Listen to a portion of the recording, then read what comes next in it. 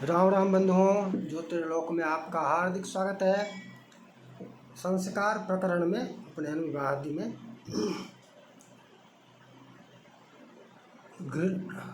घीढारी घृतधारी जो कहिए वह स्वर धारा से घृतधारा है, और घृतधारा से घृतधारी, घृतधारी से घीढारी, घीढारी से गिधारी। इसको समझने के क्रम में हम वृद्धि श्राद्ध को समझ रहे थे कि घीढारी का तात्पर्य मातृका पूजन नहीं है, नांदी श्राद्ध सहित मातृका पूजन है। मातृका पूजन सहित नांदी श्राद्ध है। घीढारी नाम ही तब आ गया जब मातृका पूजन करने लगे और नांदी श्राद्ध का त्याग कर दिए, अर्थात इसका मुख्य नाम वृद्धि श्राद्ध है। और इसकी आवश्यकता को भी समझना आवश्यक है। अनिवार्यता, आवश्यकता तो छोड़ दीजिए, अनिवार्यता को समझना आवश्यक है। आवश्यक का तात्पर्य होता है कि छोड़ सकते हैं, अनिवार्य का तात्पर्य होता है कि नहीं छोड़ सकते। जैसे कोई भी कर्म करते हैं तो संकल्प करेंगे या नहीं करेंगे, बिना संकल्प के कर लेते हैं। संकल्प करते हैं, स्वस्ति वाचन करते हैं या नहीं करते हैं, कलश स्थापन करते हैं या नहीं करते हैं, कलश स्थापन करते हैं या नहीं। कलश स्थापन को भी तो तब छोड़ सकते हैं, यदि छोड़ा जा सके तब तो कलश स्थापन को भी छोड़ सकते हैं, सब कुछ छोड़ सकते हैं। वृद्धि श्राद्ध अनिवार्य है, ये तो यहाँ से सिद्ध हो जाता है कि वृद्धौ नतर पिता ये वै पितरो गृह मेधिभिः तद्धीनमफलम ज्ञेयम आसुरो विधिरेव स। साता तप का वचन है। वृद्धौ न तर पिता ये वै, वृद्धौ न तर पिता, इसका तात्पर्य है वृद्धि श्राद्ध जिसने नहीं किया, जिसने वृद्धि श्राद्ध नहीं किया, पितरों को तृप्त नहीं किया,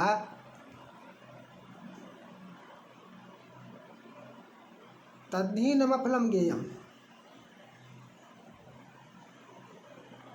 तद्हीन वह कर्महीन हो गया। अफलम ज्ञेयम, उसको निष्फल कहिए, वो निष्फल हो जाता है। हीन हो गया, तद्हीन किससे? वृद्धि श्राद्ध से हीन। वृद्धि श्राद्ध से हीन होने पर निष्फल हो जाता है। तो निष्फल तो मात्र लेंगे कि जहाँ सकाम कर रहे हैं वहाँ पर लेंगे, कि सकाम है तो वह काम निष्फल हो गया। संस्कार में कैसे नहीं लेंगे निष्फल? संस्कार में भी निष्फल नहीं है, संस्कार भी सकाम ही है। ये पृथक होता है, लेकिन संस्कार भी सकाम ही है एक तरह से। संस्कार में भी संस्कार निष्फल हो जाएगा ना, वृद्धि श्राद्ध ही से ही होने पर निष्फल। तो क्या निष्फल होने के लिए उतना ताम झाम, उतनी व्यवस्था करके मुंडन उपनयन इत्यादि सब चीज़ करते हैं निष्फल होने के लिए या फलित होने के लिए? उसका जो फल है वह फल प्राप्त कर, संस्कारी हो ये कामना है अथवा नहीं रखते हैं अथवा नहीं रखते हैं।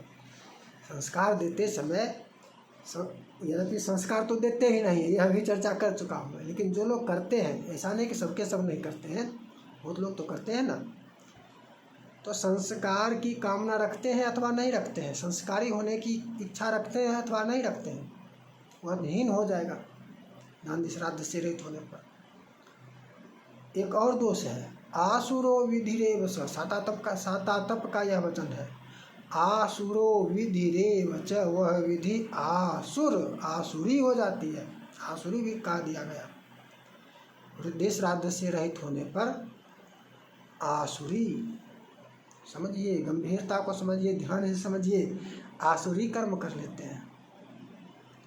और ये तो पहले पूर्व चर्चा में समझ चुके हैं कि कर्म करेंगे आसुरी और चाहेंगे कि दिव्य संस्कार आ जाए तो ये संभव नहीं है, दैवीय गुण आ जाए तो ये संभव नहीं है। वहाँ पर आसुरी कर्म करेंगे तो आसुरी प्रभाव भी आएगा।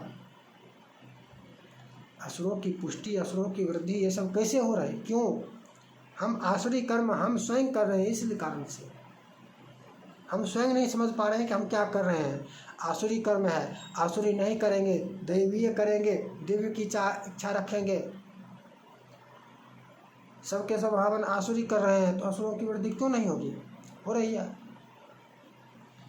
आसुरी हो जाए इसको यह गंभीर है। दूसरे प्रकरण वहाँ पर दूसरा तथ्य था कि आवश्यक कैसे है, तो आवश्यक में अशौच प्रकरण यहाँ पर जुड़ जाता है। अशौच प्रकरण में जहाँ पर कोई उपनयन विवाह आदि कुछ कर रहा है, वहाँ पर यदि अशौच की प्राप्ति हो जाए तो संकट की स्थिति हो जाती है, नहीं हो जाती है? संकट की स्थिति उत्पन्न हो जाती है। कई स्थानों पर यह वचन मिलता है कि विवाह आदि में अशौच की मान्यता नहीं होती है, ऐसा भी है। तो उसका तात्पर्य यहाँ वहाँ पर है कि नांदी श्राद्ध के कारण विवाह आदि में अशौच की प्राप्ति नहीं होती। नांदी श्राद्ध किया हो तो, नांदी श्राद्ध नहीं किया है, वृद्धि श्राद्ध नहीं किया है तो अशौच की प्राप्ति होगी। वृद्धि श्राद्ध कर लिया हो तो अशौच की प्राप्ति नहीं होगी। क्यों? क्योंकि आरंभ होने पर कोई भी कर्म आरंभ हो जाए तो अशौच की प्राप्ति नहीं होती है। अनारंभ, जिस कर्म का आरंभ नहीं हुआ हो, वहाँ पर अशौच पूर्व में मिल जाए, उपलब्ध हो जाए तो अशौच हो जाता है मान। तो कर्म का आरंभ का भी विधान है कि आरंभो वर्णम यज्ञे संकल्पो व्रत सत्रयोः नांदी श्राद्धम विवाहादौ श्राद्धे पाक परिक्रिया। आरंभ वर्णम यज्ञ में वर्ण से आरंभ, संकल्पो व्रत सत्रयोः व्रत जापयोः, दोनों व्रत में, जप में, सत्र में, पुरस्चरण अनेकों दिन का, तो इसमें संकल्प से आरंभ होता है। नवरात्रा में संकल्प से आरंभ।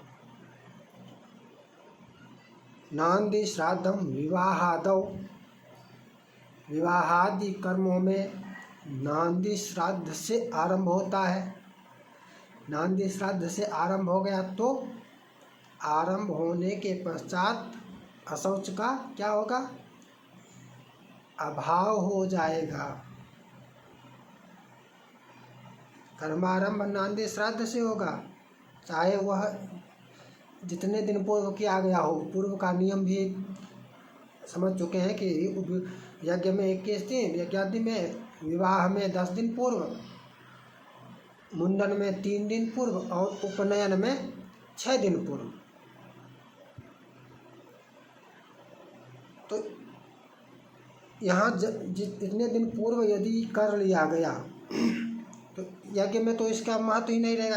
यज्ञ में 21 दिन पूर्व है, मध्य में अशौच आया, मध्य में ही चला गया, बात खत्म है। और इसके उपरांत उसमें यज्ञ के लिए संकल्प कहा गया है। क्या कहा गया है? अभी दिमाग से उतर गया, जब आगे बढ़ते हैं। तो आरंभ होने पर अशौच की प्राप्ति नहीं होती है, ठीक। आरंभ होने पर अशौच की प्राप्ति नहीं होती है और अशौच से विघ्न उत्पन्न होता है, संकट की स्थिति उत्पन्न हो जाती है। विवाह में, उपनयन में कर लो ना नांदी श्राद्ध, संकट ही उत्पन्न नहीं होगा। ये संकट की स्थिति आती है नांदी श्राद्ध नहीं होने के कारण। नांदी श्राद्ध हो जाए तो संकट की स्थिति उत्पन्न ही नहीं होती है। हाँ, उसमें है थोड़ा सा विधान, अतिरिक्त विधान है। अशौच हो जाए तो अशौच प्राप्ति नहीं होगी किंतु दोष होगा। दोष निवारण का विधान है। वो क्या है? संकटे समनुप्राप्ते सूतके समुपागते कूष्माण्डीभिर्घृतं भूत्वा गां च दद्यात् पयस्विनीं। जाबाली का वचन है। संकटे समुनुप्राप्ते सूतके समुपागते। सूतक आ जाए, संकट आ जाए तो आरंभ कहाँ से हुआ है? ध्यान रखना है कि आरंभ वृद्धि श्राद्ध से हुआ है। इस मध्य में संकट आ जाए तो आरंभ नहीं हुआ है। जैसे नांदी श्राद्ध अगर नहीं करते हैं तो आरंभ ही नहीं हुआ। ध्यान रखिएगा, आरंभ ही नहीं हुआ। आरंभ होगा तब न अशौच का अभाव होगा। कर्म का आरंभ होगा तब तो। वृद्धि श्राद्ध नहीं किए तो कर्म का आरंभ ही नहीं हुआ, तो अशौच की प्राप्ति हो जाएगी। वृद्धि श्राद्ध कर लेंगे तो आरंभ मान्य होगा। तो कर्म का आरंभ हुआ और कर्म का आरंभ हो गया तो कूष्मा और बीच में सूतक अशौच आ गई, अशौच की प्राप्ति हो गई तो कूष्माण्डीभिर्घृतं होत्वा, कूष्माण्डी मंत्रों से हवन करके और गां च दद्यात् पयस्विनीं, दुधारू गाय दान करके उस कर्म को करे। ये दोष निवारण का है। ये दोष निवारण के लिए है। अशौच का अभाव स्वतः वहाँ पर नांदी श्राद्ध से ही हो गया। कर्म के आरंभ होने के कारण, कर्म का आरंभ हो जाए तो अशौच की प्राप्ति नहीं होती है। किंतु ये विधान जो है, ये विधान सभी कर्मों में मान्य होगा, मात्र विवाह उपनयन के लिए ही नहीं। किसी भी कर्म के आरंभ होने के पश्चात अशौच आ जाए तो वहाँ पर यही विधान है, कूष्माण्डीभिर्घृतं होत्वा, सभी यज्ञ हो, पुरस्चरण हो, जो कुछ भी हो, कूष्माण्डीभिर्घृतं होत्वा गां च दद्यात् पयस्विनीं। ये यहाँ पर इसका विधान है। अच्छा, विधान में भी कई लोग भ्रम उत्पन्न करने वाले होते हैं। एक प्रश्न चला था, रजस्वला होने पर क्या करें? माता हो जाए या जिस कन्या का विवाह होना है वो कन्या रजस्वला हो जाए तो वो क्या करे? तो उसका भी उत्तर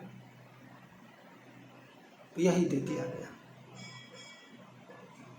कूष्माण्डीभिर्घृतं होत्वा गां च दद्यात् पयस्विनीं। कुछ लोग ऐसे भी उत्तर दे देते हैं कि नांदी श्राद्ध कर लिया तो मान्य नहीं। अरे नांदी श्राद्ध से अशौच मान्य है ना, रजस्वला दोष फिर भी मान्य है। और कूष्माण्डीभिर्घृतं होत्वा, तो यहाँ पर ऊपर सूतके समुपागते कहा गया है, संकट भी कहा गया है, तो उसको संकट मान सकते हैं लेकिन सिद्ध नहीं होता है। क्यों? क्योंकि उसके लिए भिन्न प्रमाण है, भिन्न व्यवस्था है। अन्य संकट यहाँ पर आएगा, यहाँ पर अन्य संकट की चर्चा होगी। रजस्वला दोष की चर्चा यहाँ पर नहीं होगी। रजस्वला दोष में कूष्माण्डीभिर्घृतं होत्वा गां च दद्यात् पयस्विनीं, वहाँ पर श्री शांति का विधान है। श्री शांति कहाँ पर क्या है इसको भी समझना आवश्यक रहता है। तो हम यहाँ पर धीधारी प्रकरण में ही ये नांदी मुख श्राद्ध को समझने का प्रयास कर रहे थे और इसमें हमने ये भी आज समझा कि इससे लाभ क्या होगा। इससे जिन लोगों के कर्म में, चाहे जो कर्म हो, अशौच होने का भय हो तो उस भय का निवारण हो जाएगा। अशौच के कारण व्यवधान विघ्न नहीं उत्पन्न होगा, इसलिए करे। और इसमें कोई यह भी तो नहीं कह सकता है कि अशौच कभी, दुर्घटनाएं भी तो होती है, दुर्घटना से भी तो अशौच की प्राप्ति हो सकती है। मान लिया जाए कोई मरणासन्न है तो वहाँ पर लगता है कि असोच उत्पन्न हो सकता है, मरणासन्न नहीं है तो नहीं होने वाला है। और दुर्घटना भी तो होती है, दुर्घटना से भी मृत्यु होती है, उसमें भी तो असोच की प्राप्ति होगी। असौच से बचने, मात्र इतना भी सोचकर कि असौच से बच जाएंगे, संकट की स्थिति उत्पन्न नहीं होगी, समस्या नहीं होगी आगे कि असौच हो गया तो कैसे करेंगे, या क्या क्या नहीं करते हैं, घर से भगा देते हैं, ये करेगा वो। कन्या के विवाह में है कि दूसरा व्यक्ति दान कर सकता है,